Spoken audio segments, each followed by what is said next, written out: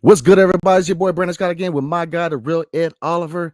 The draft lottery has come and gone, and as you know it, the Wizards got the eighth pick. So we're going to talk about what our top 5 prospects are, and we're going to chop it up with y'all tonight next on Locked On Wizards. You are Locked On Wizards, your daily Washington Wizards podcast. Part of the Locked On Podcast Network, your team every day.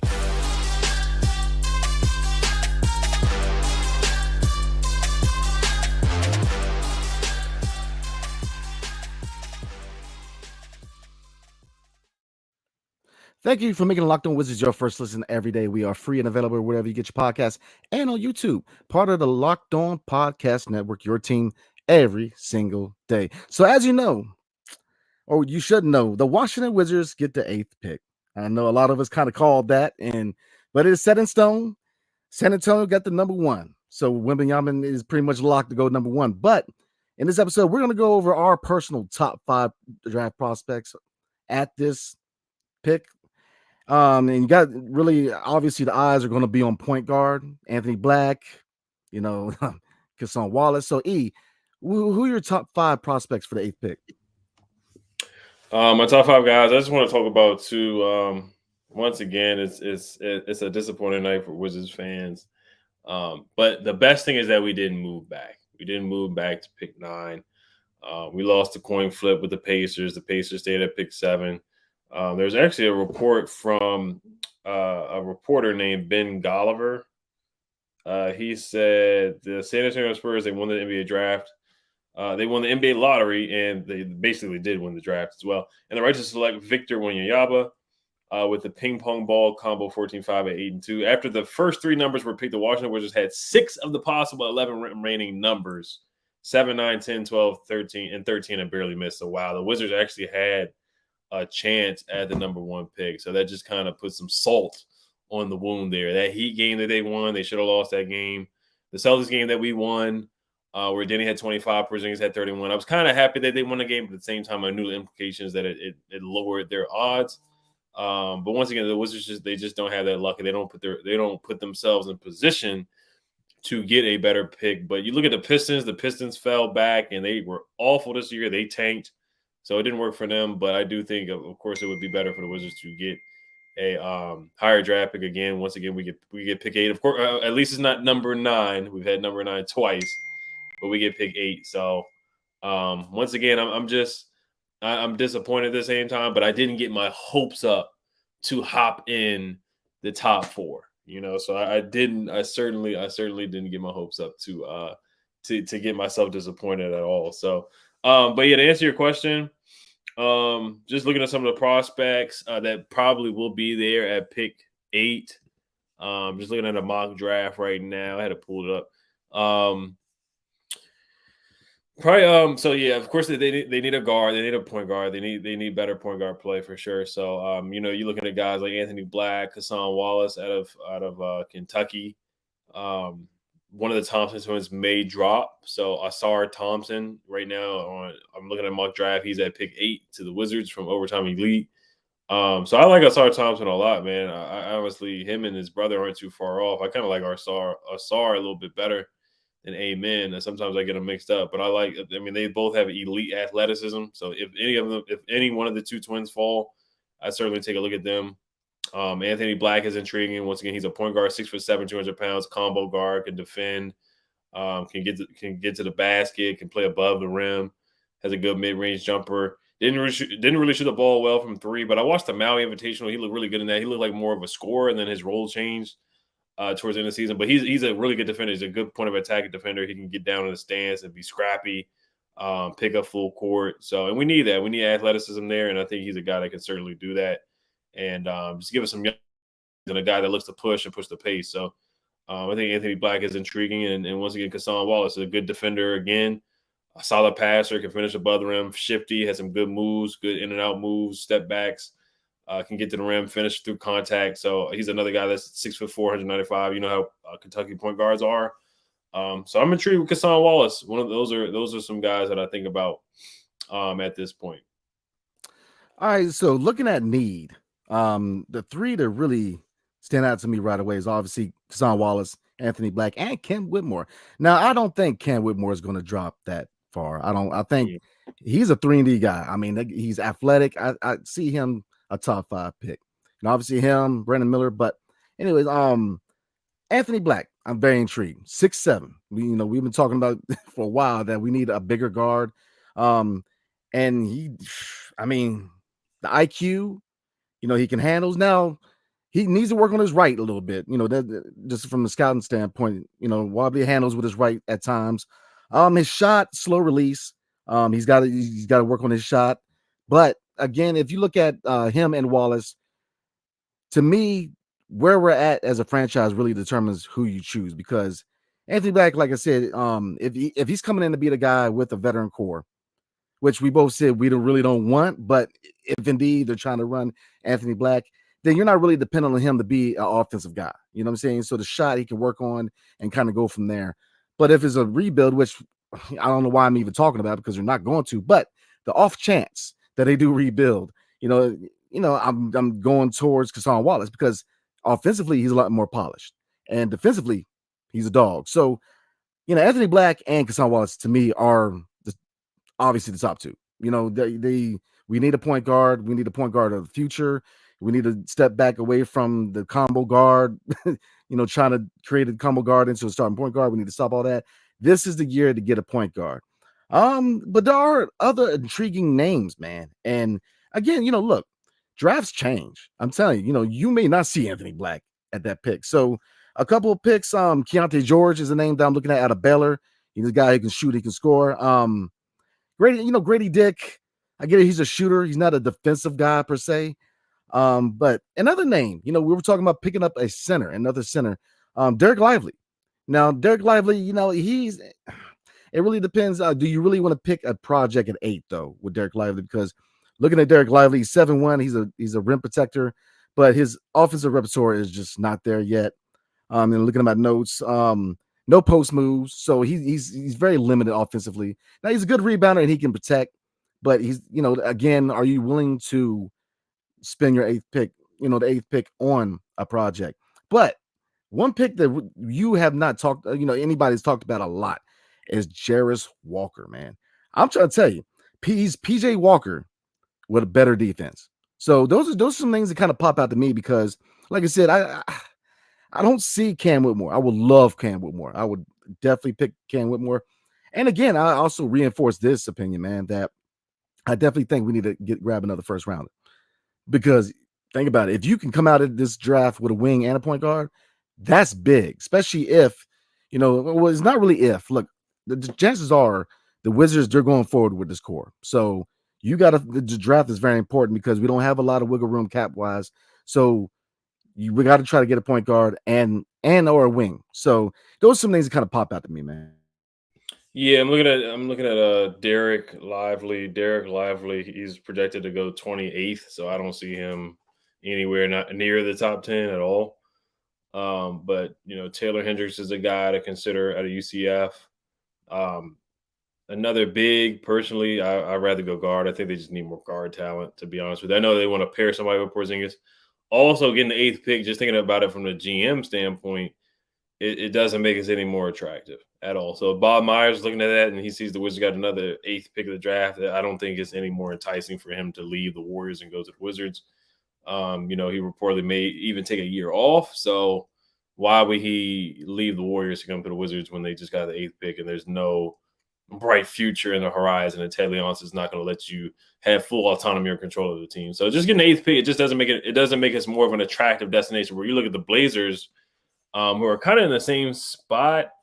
Let me see because I know they got a top 4 pick. The Blazers did the right thing. They started to lose on purpose. Way earlier than what we did. They ended up with the 3rd pick, and that would have been awesome for us. Getting Brandon Miller or possibly Scoot Henderson. So the Portland Trail, they did the right thing, and they could possibly trade the 3rd pick. So the Wizards they're just once again kind of in no man's land, just in that awkward spot. I think they can still get a good player, but for the goal that they're trying to achieve to make the playoffs, it's hard to just rely on a rookie, especially the 8th pick of the draft. Yeah, I mean, like I said, there's a lot of dynamics in the draft, because if you look at the first 5 teams, they don't have any need for guard. Was it Charlotte number 2? I mean, are you really willing to pair Scoot Henderson with LaMelo Ball? I don't know. Maybe they try to shop it. There's a lot of things that could happen. But, if I'm going to go with anybody, Kassan Wallace again, is he top 10 talent? I don't know yet. Like I said, he is polished defensively and he can score. Can his shot get better? He shot around 34% last season for Kentucky. So his shot can be better because obviously average is around 35. But I think you go with Anthony Black. His length, obviously you got to work on the shot release getting faster. We know that from Denny and Johnny Davis, working on shot release, but we're not asking him to shoot a lot. He comes in that whiff, man. That 6'7" is intriguing to me. It's very intriguing to me because if you look at bigger guards like SGA, and the biggest knock against Monte last year was what? He could not stay with bigger guards. Now we got a guy who he can defend, and he's got that length. So yeah, I'm rolling with Anthony Black, man. I'm rolling with him. I like his length. I like, and I've seen a lot of film on him, and I think if he's available, you grab your point guard of the future and you roll with it. So before we move on, because we're going to really ask another question before we talk to you guys. Should a rookie run this offense next year, or should the Wizards try to get a veteran at point guard? But before we move on and answer that question, tonight's episode is brought to you by Birddogs. So what are some things that I personally like about Birddogs shorts and pants? Well, first of all, fit. I look better and I feel great wearing Birddogs. Comfort. The stretchy fabric makes my legs look great and are comfier than any other shorts and pants. Versatility. They give me the freedom to wear one pair of shorts and pants on the golf course, to a meeting, a date, or hanging out with friends. Say something. Let's see. I'm a big fan of Birddog. Like I said, they are very, very, very comfortable. The new on the scene. So, man, I would definitely recommend Birddog. So again, go to birddogs.com/lockedonnba and enter promo code lockedonnba. And they'll throw in free custom Birddogs Yeti style tumbler with every order. I got one. It's nice. It keeps your drinks hot or cold for a minute. So definitely recommend Birddogs. So, and thanks for making Locked On Wizards your first listen every day. Every day is tomorrow.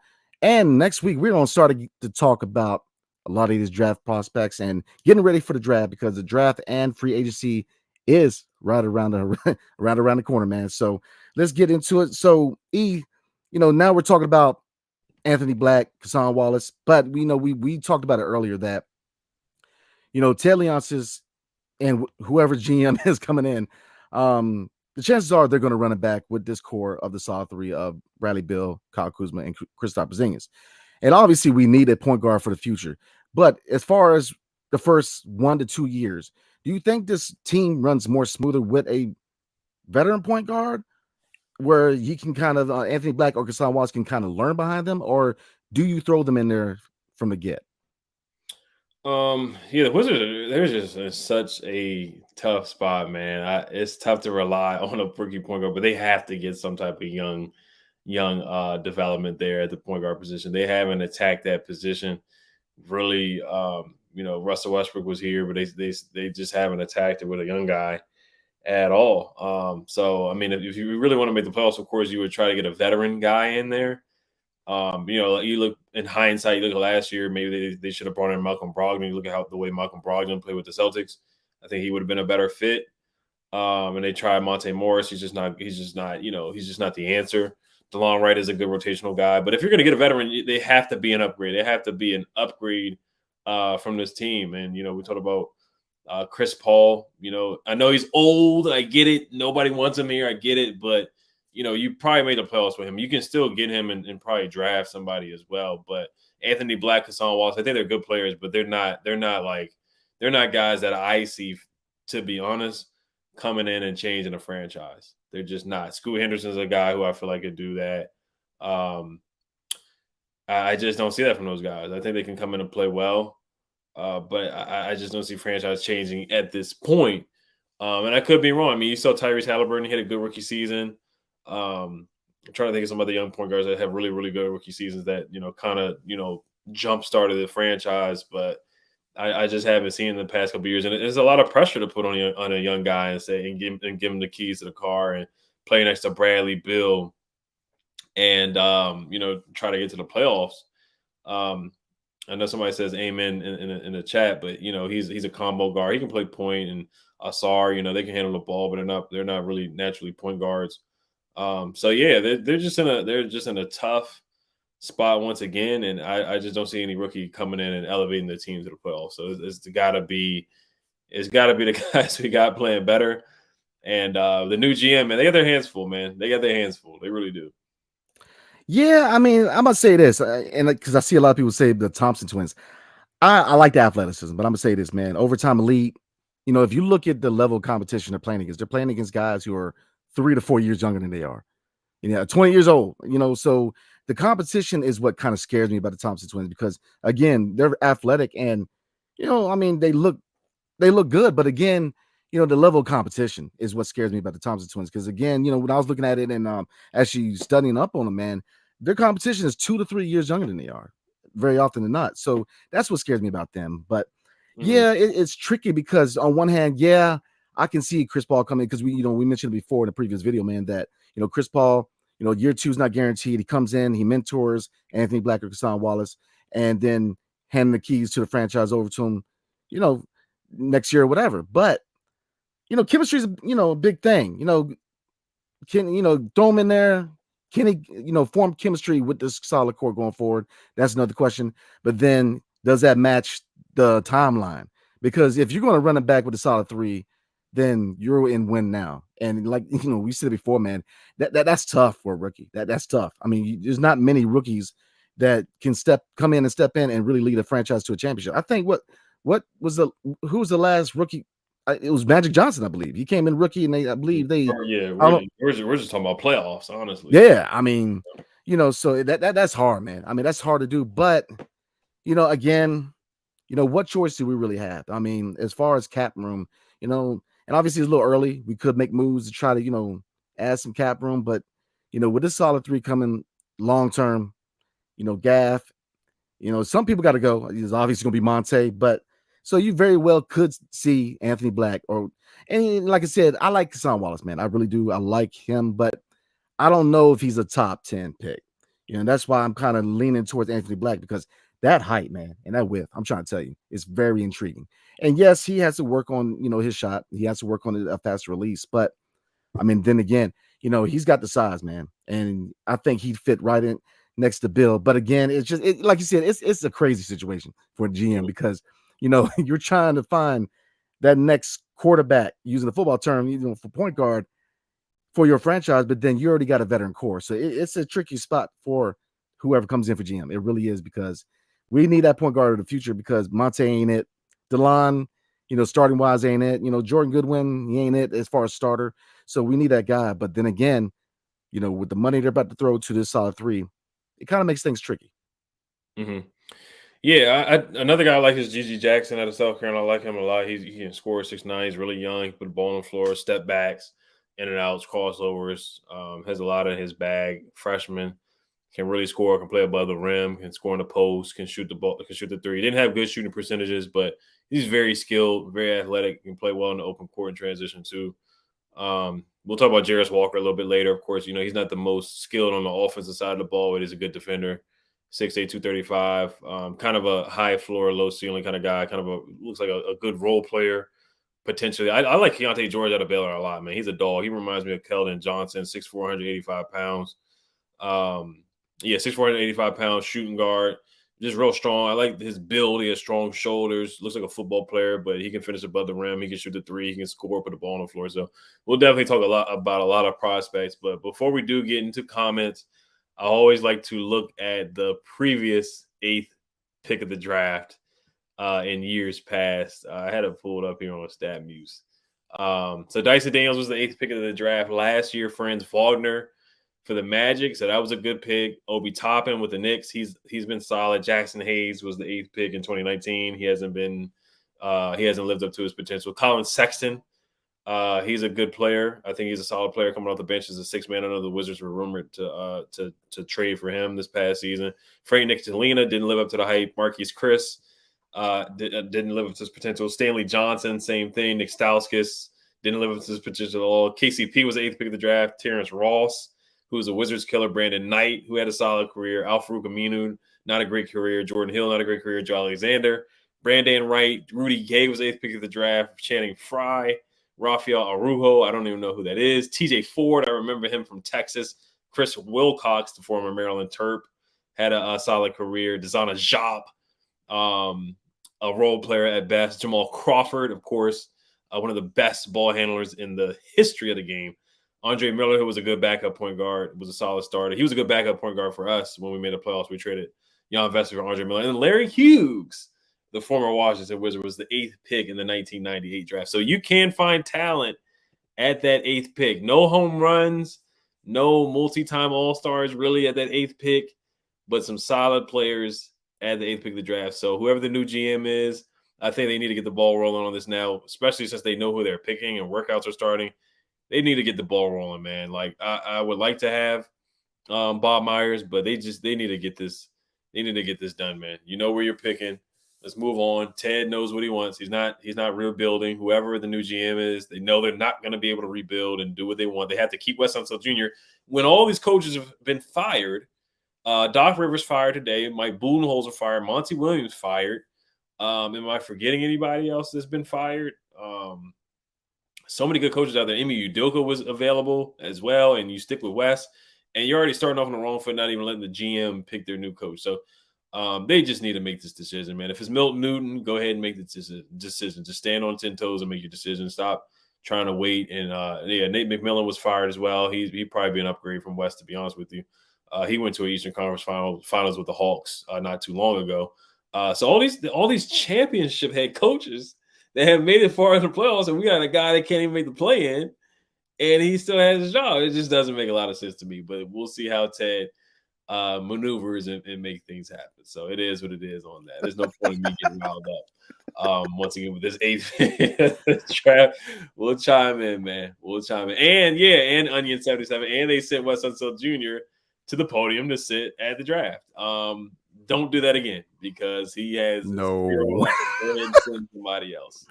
Send Ted or send Ted's son Zach Leonsis. Send somebody else that can get us a little bit of luck there. Yeah, I mean, like you said, all good reasons why it's crazy, man, because this GM's coming into a mess, because this whole process at offseason, it just wasn't thought through, in my opinion, by ownership.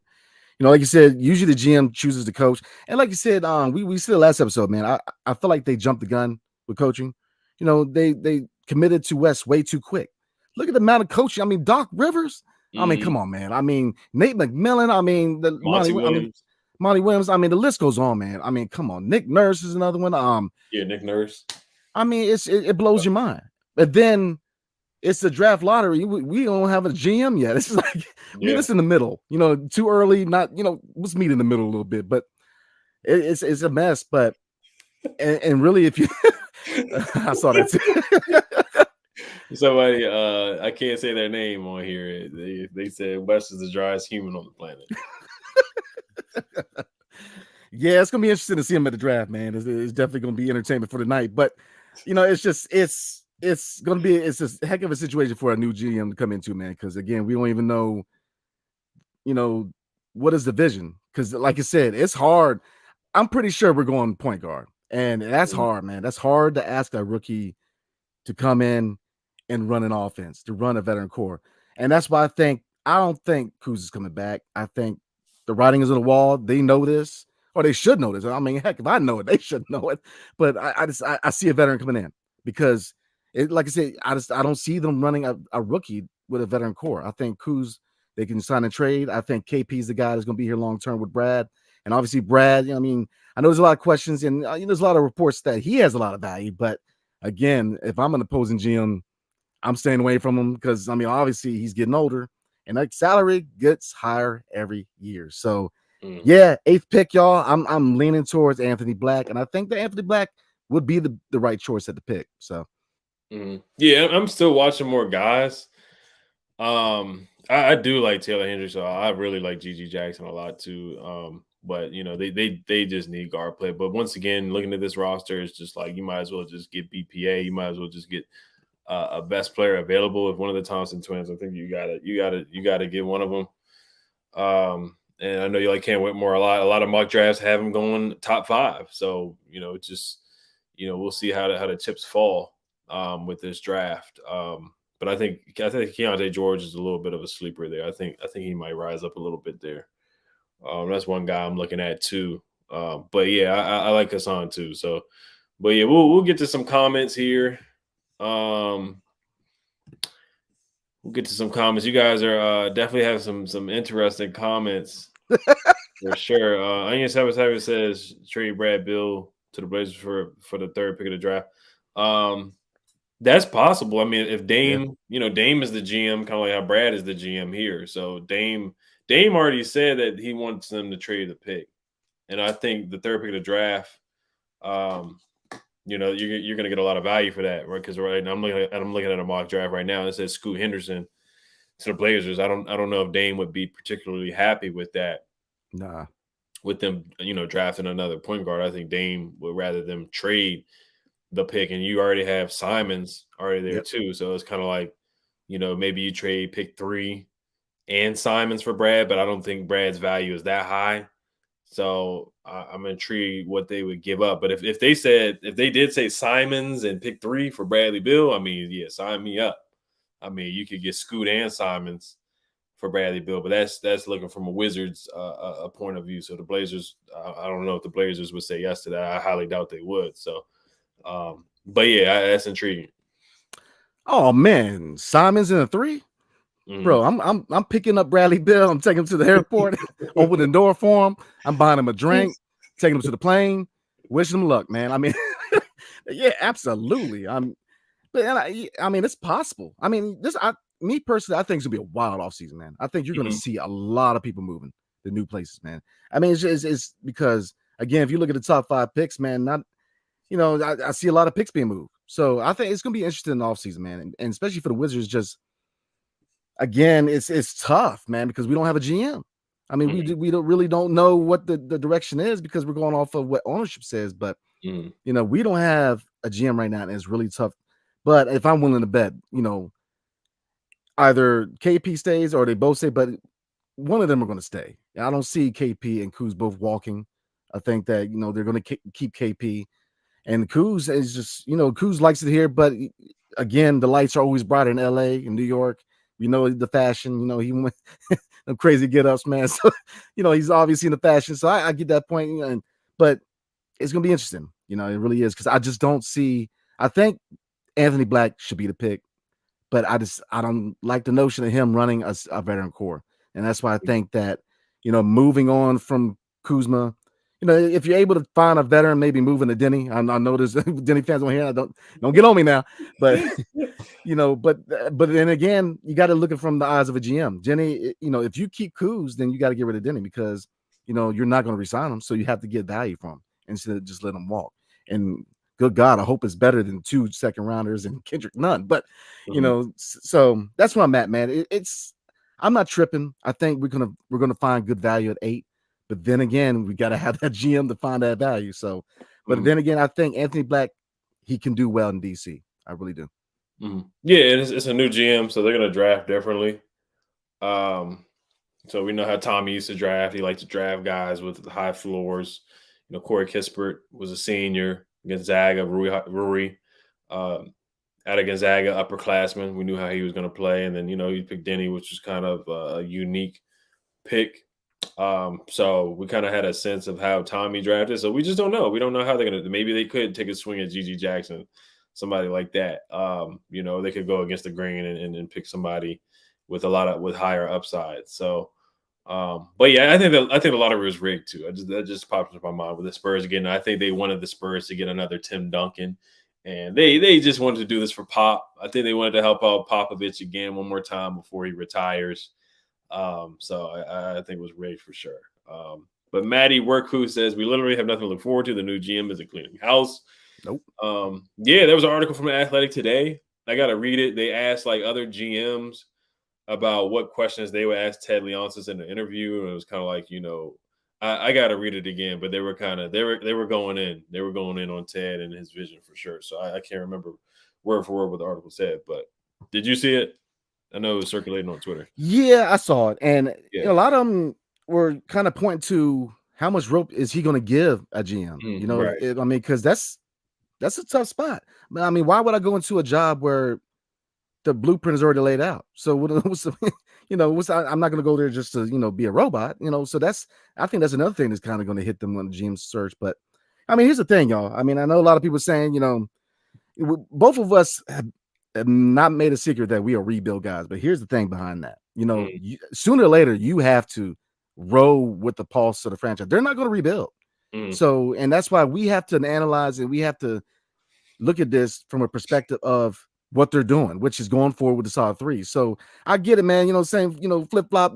Hey, look, we can sit up here and talk about what we want, but that you're not getting real info. You're not getting real sports analyzation because that's not what they're going to do. So we have to look at this from a perspective of they're going forward what they're doing, which is what they're going to do. So, and I just want to get that out the way. But, it's just a tough situation. It really is because this whole offseason has just been so messy, man. So, but again, y'all, before we move on, look, 8th pick. So we just try to find the diamond in the rough at the 8th pick. The draft is coming up. It is around the corner. So before we roll, you got anything left, man? I guess I'll read Israeli fandom. We always got to read at least one comment from him. I know we're getting short on time. He says, I believe the Wizards need a true point guard because Monte is awful. Anthony Black has to be the pick, in my opinion. Yeah, Monte got upset on social media. I don't know if you guys saw that on Twitter. He blocked somebody on Twitter, a Wizards fan, a Wizards. He Greg Feinberg. Yeah. So he blocked him on Twitter because he said he would trade Monte Morris. It's so funny because we had the Monte Morris episode last week, and that same thing happened like the same day we put our episode. And you look at the comments for the Monte Morris episode, and a lot of people were just ready to move on from Monte for sure. They were pretty harsh on Monte. So once again, I can't remember the tweet that Monte put out, but he was trying to go in on fans and whatnot. Somebody, you guys are talking about Anthony Black's hair. But yeah, we'll probably wrap it up here. We'll probably do a mailbag soon, and then definitely try to do a lot of draft talk for sure, like Uptown, Georgia Ave. DC says, who do y'all want with them 3 second-round picks? That's a good question. We'll probably answer that on the next episode. I definitely have some guys in mind for sure. Georgia Ave, man, that's my old stomping grounds, man. Respect. Georgia Avenue. Right. David Confield says, I would trade Denny for a pack of Bubblicious. The great. Oh man. Yeah, there's a lot of yeah. Onion 77 says, bye Denny. So yeah, a lot of people are saying some interesting stuff for sure. So, look, I don't care if he's got a blonde mohawk. If he can play ball, he can play ball. I could care less, man. He come in there looking like Mr. Clean. If he's got a dribble, look, I'll roll with it. Right, yeah. Hey, who's that cat that played for the Knicks, man? I'm trying to think. He had that crazy hair, man. Ah, man, what was his name? For the Knicks, how long ago? The Knicks. He played for. He was drafted by Orlando. What was his name? When he came in the league, he had that crazy hair, man, looking like The Weeknd. Not Evan Fournier. Nah, I'm trying to think. Because he came out of Louisiana. I'll think of it later, man. But he was drafted. Yeah, he was drafted by. No, that's John Isaac. Nah. Alfred Payton. There you go. If he can get drafted, anybody can get drafted. I'm just saying. Look, going off hair. But, right. Yeah. Let me see. There's some other. Yeah, Tom Ricketts said high floor, aka role players. Yeah, I mean, basically, that's what it is. And then 50% pain. He's been saying a lot of interesting stuff and crazy stuff tonight. He said trade Denny for Russell Westbrook. Lord have mercy. Yeah, I know. So yeah, we'll definitely wrap it up on that. Is there anything else? No, I'm good. I'm good, man. I'm just glad that we know our pick and we can kind of look at draft prospects, but we're already doing more than a GM because we don't have one. So it's gonna, definitely a couple things that I want to see before the draft, man, is get a GM and try to get us another first rounder. So man, I'm good. So definitely thank you guys for making Locked On Wizards your first listen every single day. Every day is tomorrow and next week. We are going to, matter of fact, next episode, we're going to talk about Anthony Black. We're going to break him down and see what his fit would be in DC. So again, appreciate y'all. The 8th pick, y'all. So I hope everybody has a blessed evening and hail to the Wizards and peace.